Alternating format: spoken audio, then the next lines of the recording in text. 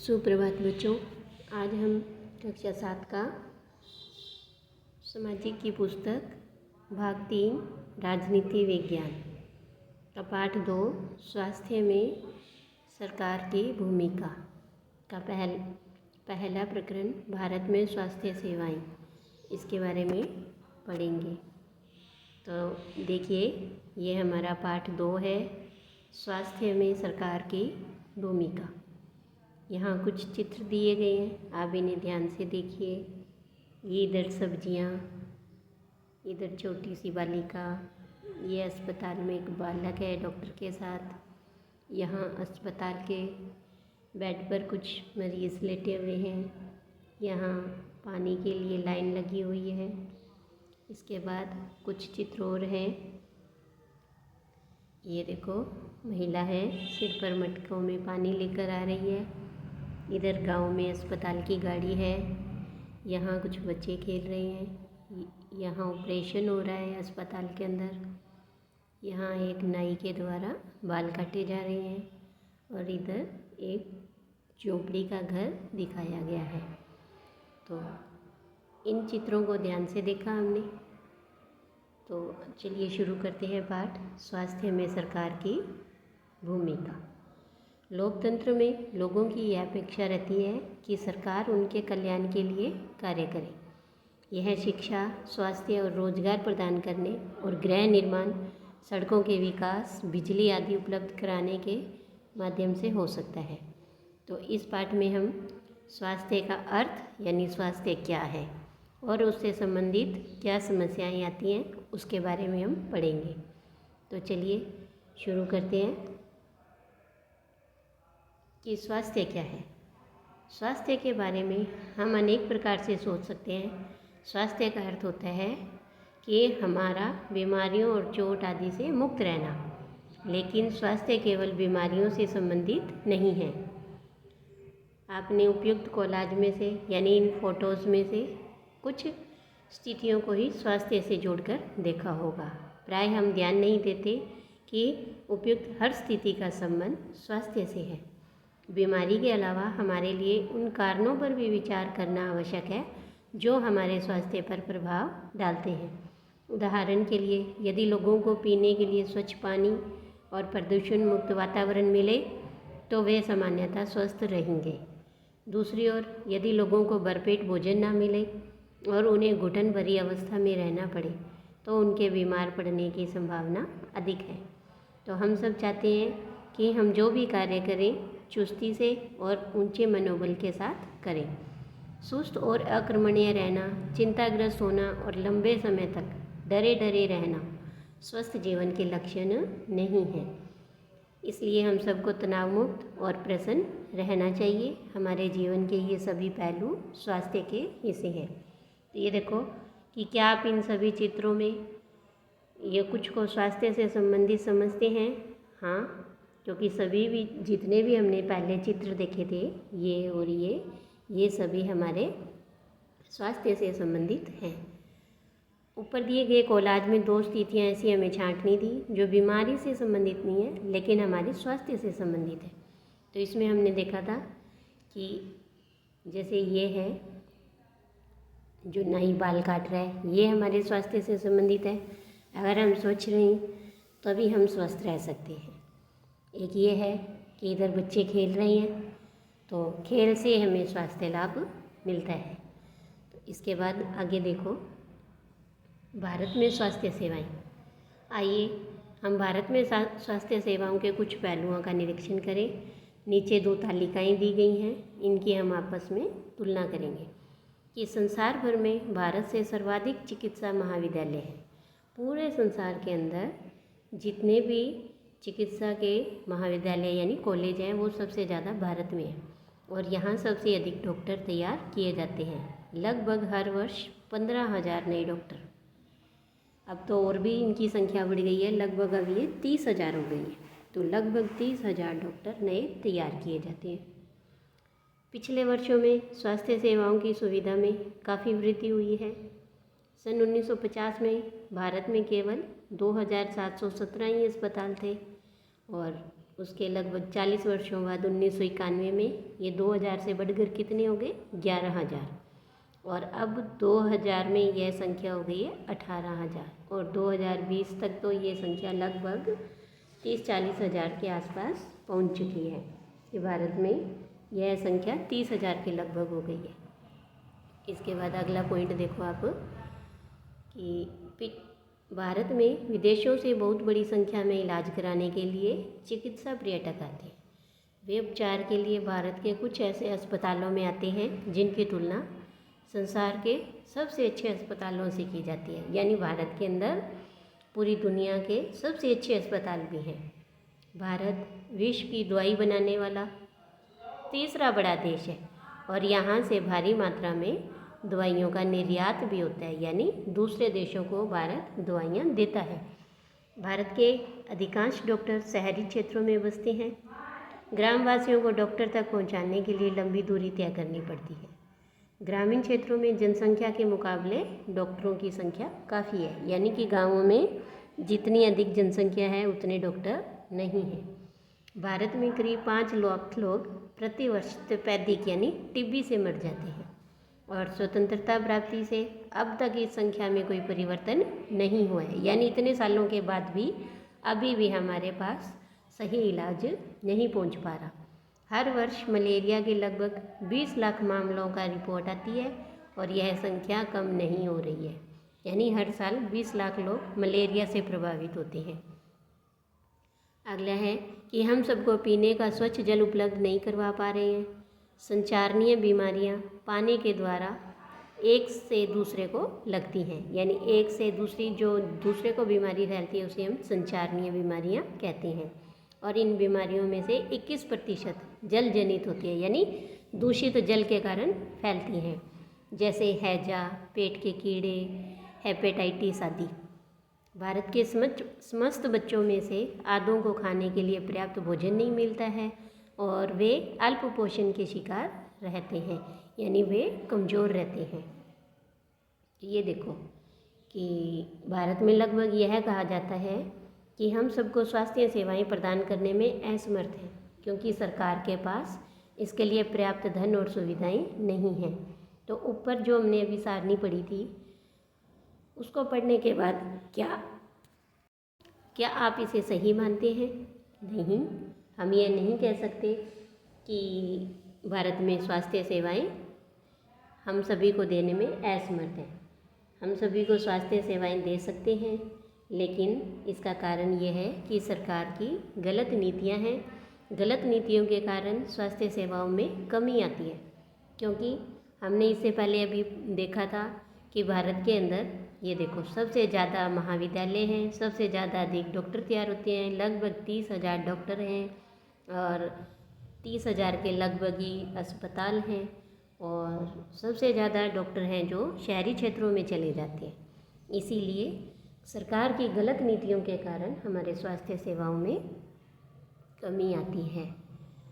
बीमारियों से बचाव और उनके उपचार के लिए हमें उचित स्वास्थ्य सेवाएं चाहिए, जैसे स्वास्थ्य केंद्र, अस्पताल, परीक्षण के लिए प्रयोगशालाएं, एम्बुलेंस, ब्लड बैंक आदि, जो मरीज को आवश्यक सेवा और देखभाल उपलब्ध करा सके। और ऐसी सुविधाओं को चलाने के लिए हमें स्वास्थ्य सेवक, नर्स, योग्य डॉक्टर और अन्य विशेषज्ञों की ज़रूरत है जो हमें परामर्श दे सके, रोग की पहचान कर सके और पहचान करके हमारा इलाज कर सके। और मरीजों के इलाज के लिए हमें आवश्यक दवाइयाँ और उपकरण भी चाहिए। जब हम बीमार होते हैं तो अपने इलाज के लिए हमें इन सभी सुविधाओं की ज़रूरत पड़ती है। तो देखा आपने कि भारत में बड़ी संख्या में डॉक्टर, दवाखाने और अस्पताल तो हैं। देश में सार्वजनिक स्वास्थ्य सेवाओं को चलाने का पर्याप्त अनुभव और ज्ञान भी है। ये ऐसे चिकित्सालय और स्वास्थ्य केंद्र हैं जिन्हें सरकार चलाती है, यानी जिनको सरकार चलाती है उन्हें हम सार्वजनिक स्वास्थ्य केंद्र कहते हैं। सरकार अपनी जनसंख्या के एक बड़े भाग की देखभाल करने में समर्थ है, जो सैकड़ों और हजारों गांवों में फैली हुई है। इस विषय पर हम बाद में देखेंगे। अभी आगे देख लेते हैं कि इसके साथ साथ चिकित्सा विज्ञान में बहुत ही ज़्यादा प्रगति हुई है और जिसके चलते देश में इलाज की नई तकनीक और विधियां भी उपलब्ध हैं। फिर भी दूसरा स्तंभ जो हमने पढ़ा था, दूसरी सारणी, वो ये बताता है कि हमारे देश में स्वास्थ्य की स्थिति कितनी खराब है। उपयुक्त सकारात्मक विकास के बाद भी, यानी इतना कुछ है हमारे पास, है ना, कि डॉक्टर हैं, दवाखाने हैं, अस्पताल हैं, ये सब कुछ होने के बाद भी हम जनता को सही स्वास्थ्य सेवाएं देने में असमर्थ हैं। तो यह विरोधाभास की स्थिति है जो हमारी अपेक्षाओं के विपरीत है। हमारे देश के पास पैसा है, ज्ञान है, अनुभवी डॉक्टर हैं, फिर भी हम सबको स्वास्थ्य सेवाएं देने में असफल हैं। तो इसके क्या कारण हैं? इनके कारण अभी हम थोड़ी देर में देखेंगे आगे। तो यहाँ एक चित्र दिया है। इस चित्र में देखिए कि ये सरकारी अस्पताल का एक चित्र है और इसमें मरीजों को आकर के कैसे ऐसी लंबी लाइन में खड़े होकर इंतज़ार करना पड़ता है। इससे पहले हम एक छोटी सी यहाँ हाकिम शेख की कहानी है, इसे समझ लेते हैं कि हाकिम शेख पश्चिम बंगाल खेत मजदूरी समिति का एक सदस्य था, जो पश्चिमी बंगाल में खेतीहर मजदूरों का एक संगठन है। 1992 में एक शाम वे चलती हुई ट्रेन से गिर गए और उन्हें सिर में गंभीर चोटें आईं। उनकी हालत बहुत नाजुक थी, उन्हें तुरंत इलाज की आवश्यकता थी और उन्हें कोलकाता के एक सरकारी अस्पताल में ले जाया गया, लेकिन उन्हें भर्ती करने से मना कर दिया क्योंकि वहाँ कोई बिस्तर खाली नहीं था। फिर उन्हें दूसरे अस्पताल में ले गई, लेकिन वहाँ सुविधाएं नहीं थी और ज़रूरी विशेषज्ञ नहीं थे। इस प्रकार गंभीर हालत में उन्हें 14 घंटे के अंदर 8 सरकारी अस्पतालों में ले जाया गया, किंतु किसी ने भी उन्हें भर्ती नहीं किया। देखो, 8 घंटे तक वो इधर से उधर घूमता रहा। अंत में उन्हें एक निजी अस्पताल में भर्ती कराया, जहां उनका इलाज हुआ और उन्होंने अपने इलाज पर बहुत पैसा खर्च किया।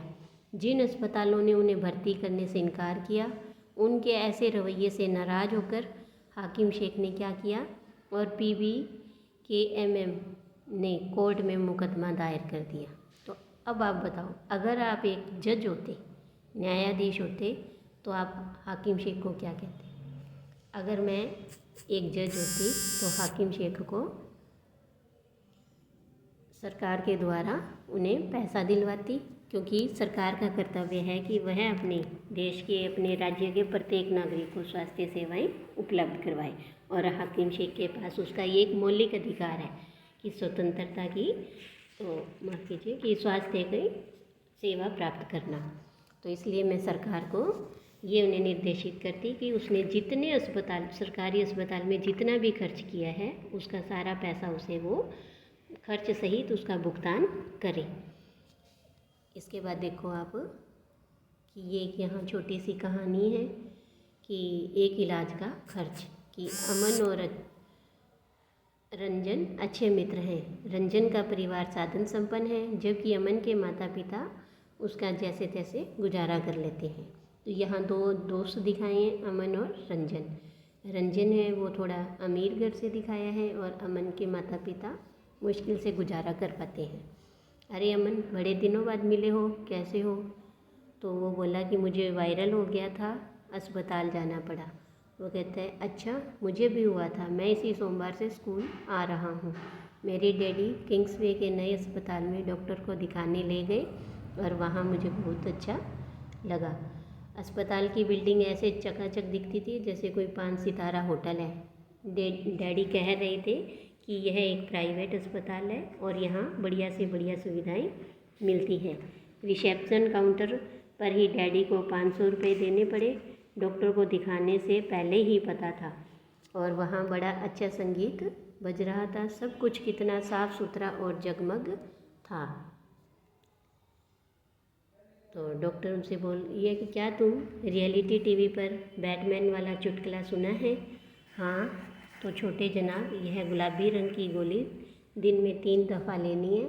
यह सफ़ेद सोने से पहले और शरीर के दर्द के लिए है और एक सिरप है, घबराओ नहीं, बढ़िया स्वाद है इसका। धन्यवाद डॉक्टर, मुझे तो अभी से ही ठीक लगने लगा है। इसके बाद देखो कि तुम्हें ये सारी बातें बताने के लिए मैं कब से इंतज़ार कर रहा था। अपनी तो कहो, तुम किस अस्पताल में गए? तो वह तुम्हारे वाले अस्पताल जितना अच्छा तो नहीं था। पहले तो अब मुझे ले ही नहीं जाना चाहते थे क्योंकि इसमें बहुत समय लगने वाला था। और सच में कितना ज़्यादा समय लगा। हम सब एक बड़े से सरकारी अस्पताल में गए। हमें ओपीडी काउंटर पर ही एक लंबी लाइन में इंतज़ार करना पड़ा। मेरी तबीयत इतनी ख़राब हो रही थी कि मैं पूरे समय अब्बा के सहारे ही टिका रहा। जब हमारी बारी आई तो डॉक्टर ने मेरी जांच की और खून की जांच कराने के लिए कहा। इसके बाद हमें एक और लंबी लाइन में खड़ा होना पड़ा जहां जांच के लिए खून लिया जा रहा था। वहां भी बहुत भीड़ भड़क्का हो रहा था। हमें 3 दिन बाद खून की जांच का नतीजा मिला। फिर हम वापस अस्पताल गए और उस दिन वहाँ कोई दूसरी डॉक्टर बैठी थी। तो डॉक्टर ने बोला कि मुझे इसका ओपीडी कार्ड दिखाओ और खून की रिपोर्ट दिखाओ, जल्दी करो। तो डॉक्टर ने क्या बोला कि इसे वायरल हुआ लगता है, कोई फिक्र की बात नहीं है, बुखार उतारने की यह गोली है, बस और कुछ नहीं है। तो मेरा अस्पताल तो बढ़िया था, पर उन्होंने मुझे बहुत ज़्यादा दवाइयाँ दी और मेरे इलाज में खर्च भी ज़्यादा हो गई। रंजन ने बोला, अच्छा, मेरे इलाज में तो ज़्यादा खर्च नहीं हुए। तो ये दोनों मित्र आपस में बात कर रहे थे। तो ये देखो, आपने इस तरह से कहानी देखी, 2 अस्पतालों का चित्रण करवाया गया यहाँ पे। तो अब ये देखिए कि अगर जब आप बीमार होते हैं तो आप कहाँ जाते हैं, क्या आपको किन्हीं कठिनाइयों का सामना करना पड़ता है।